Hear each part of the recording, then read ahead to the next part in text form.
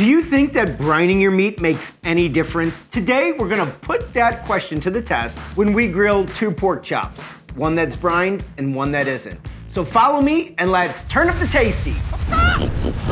Today, we're going to answer the question, does brining make any difference? Now, I've brined meat in the past. They say it makes the meat more flavorful, more juicy, but I've never compared that side by side with a piece of meat that wasn't brined. So today, we're going with pork chops. Why? Because people tend to say pork chops turn out dry. So I figured this was the perfect cut to put this to the test. And as you can see right here, we have a very thick pork chop. I can't figure out why they cut all these pork chops so thin. I mean, if you're gonna grill it, it's gonna dry out immediately. So I like a big, thick pork chop when I'm grilling. Right here, we have 2 center cut pork loin chops. And there's a lot of different chops when you're out in the world, not gonna get into all those differences. Center cut pork loin, as you can see, uniform color. And I like these because they have just basically one muscle. You can see it almost looks like a T-bone steak. You can see that right there and the T right there. What it's missing over here is that tenderloin, what you typically find on a porterhouse steak. So here we have a pork chop that's straight out of the package. Nothing's been done to it. Over here, we have a pork chop that's been brining for 3 hours. Now, there's a lot of things you can brine in. You can use apple cider, you can use brown sugar in there. We wanted to keep it really simple. We wanted to try to isolate the impact of brining without all the different flavors. So over here, we have just salt and water. And you use about 4 cups of water to a 1/4 cup of salt. Very, very simple brine, been brining for 3 hours. So we're gonna get this out, and in order to get a nice sear on it, you wanna pat that dry. Now there's some discussion about, you should rinse the chop after you've brining it. Some say that it doesn't matter. We're not gonna rinse. We're not gonna do that. We're just removing it from the water, we're patting it dry, and then we're gonna season it up. Okay, before I season it, I wanna make sure I can keep these straight while they're on the grill. So I'm gonna take the brine pork chop and I'm just gonna score the fat. That way I can keep it straight as it comes off the grill. Now that I got the brine chop scored, it's time to season. How am I going to season it? Well, I wanna keep it even from a flavor profile. So I'm gonna go ahead and get some salt lightly on this one, just to keep it even. This is the one that just came right out of the package. We'll get that on both sides. Also, when you're grilling over a high heat, which we are going to do for these, it's important that you use a rub that does not have any sugar in it. That's kind of hard to find, so I made my own. It's a simple rub that you can make right at home using simple ingredients. It's on our website. We've made videos about it. I call it JoJo Rub. Very easy, and we're just gonna get this seasoned up lightly on both chops. I'm not gonna season too heavy on this because this is really about answering the question, what impact does brining have on the meat in terms of moisture and tenderness? Lightly salted here. Over here, we're gonna get the JoJo Rub on both. Now that we have these seasoned, but I just wanna explain, part of the reason I suggest a no sugar rub is because when you put sugar over a high heat, it's gonna burn. That's going to give your meat a burnt, bitter exterior, and that is no bueno. So it is tough to find these rubs without any sugar. You can always make them at home to suit your flavor profile. Now, it's time to get them on the grill. Follow me. All right, so we're ready to throw these on the grill. First thing I wanna do is just oil these grill grates up, make sure the meat doesn't stick. Got a little oil on this paper towel, getting it in there. The other thing you'll notice is we have this fire set up for 2 zones. 1, direct heating over the flame, and then 2, indirect heating. These are pretty thick pork chops. I don't want them to burn. So we're gonna sear them on both sides and then move them to the indirect heat until they reach that internal temperature of 140 degrees. First up is our pork chop that has not been brined, right here, going on. This one with the scored fat cap is the brined one. We're gonna let those cook for about a minute, minute and a half. We're gonna rotate them, see if we can get those nice, sexy sear marks. Everyone loves those. Look, it doesn't make the food taste any better, but it sure makes it look prettier. Then we're gonna flip them, repeat the process, and then move them to the indirect heat.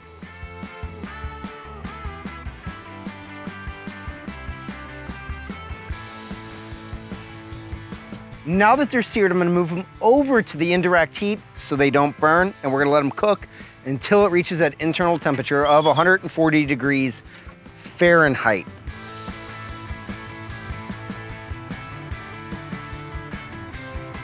Okay, one thing I wanna mention when you move these over to the indirect heat is that you wanna have the bone closer to the heat. Why? Because that bone is gonna make for uneven cooking, right? It's like anytime you cook anything with a bone in it, it's gonna have like a little bit of a rainbow color to it. On the steak, you'll notice it. It's a little bit more rare to the inside than it is on the exterior. So we're gonna try to get that bone nice and hot, try to create a uniform cook throughout. When we take our temperature, it is gonna be a little closer to the bone, not touching the bone. That will give you a false reading. So again, when you're cooking any meat, not just a pork chop, steaks, anything that has the bone, you're doing indirect, you want that bone side closer to the heat.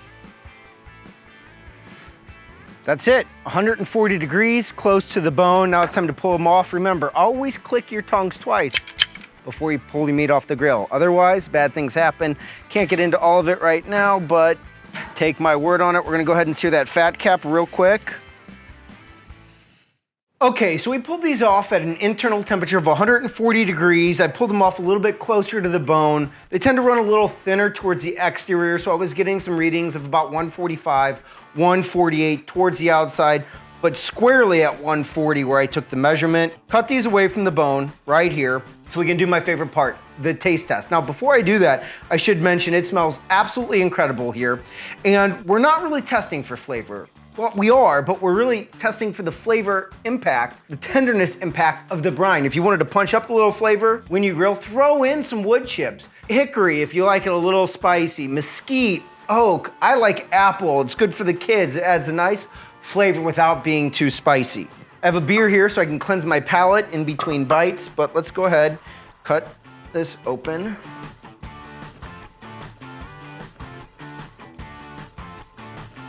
Now, in terms of color difference, there's this one I would say is a little darker. This one that's not brined, which is here, the brined is over there.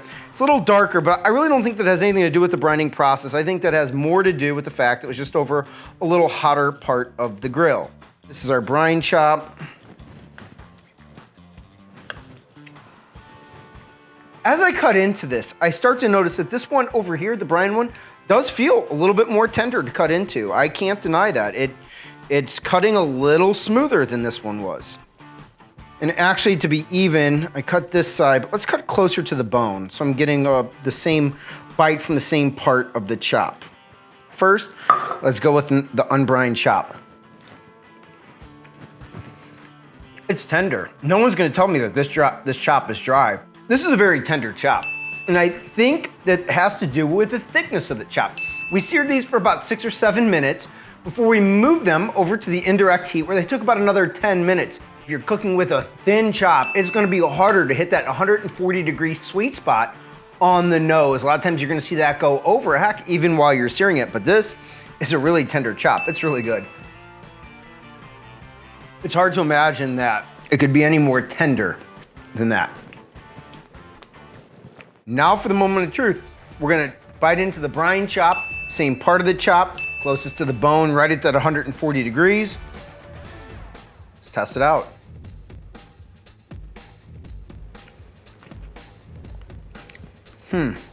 It's good. It's really good.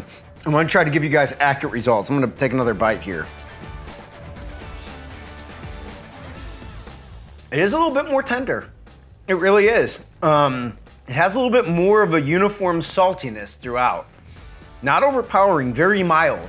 Maybe I just undersalted this. I would say that's one of the hardest things to get right in this experiment. I try to keep the amount of salt on both equal, but if I applied the same amount of salt directly to this chop that I applied via water osmosis to this one, I have a sense that this one would have ended up too salty. As you saw at the beginning, I tried to salt it to try to keep it even. I'm gonna go back, I'm gonna do this again.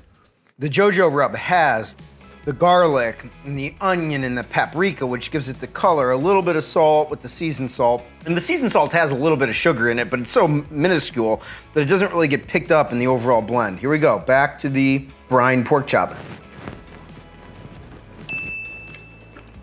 It's a more tender chop, but if I'm gonna quantify it, I mean, it's really negligible. Yes, I notice it when it's side by side.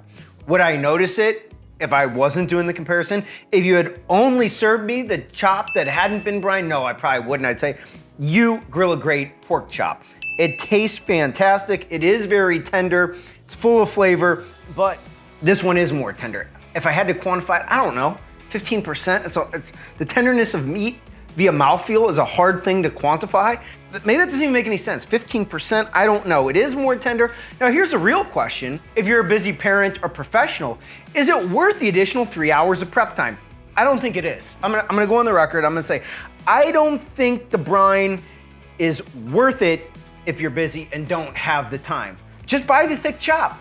Put it right on the grill, you'll be happy. Of course, if it's a nice Saturday afternoon, you got the football on, you got some buddies, yeah, throw it in the brine. Matter of fact, maybe the next step of this is to then test the different types of brine. Salt, maybe add in some sugar, maybe add in some apple cider, I don't know. How do you guys like to cook your chops at home? Let us know in the comments below. We'd love to hear from you. Hope this answered the question. Does the brine help? Yes, but only marginally. I'll see you guys next time.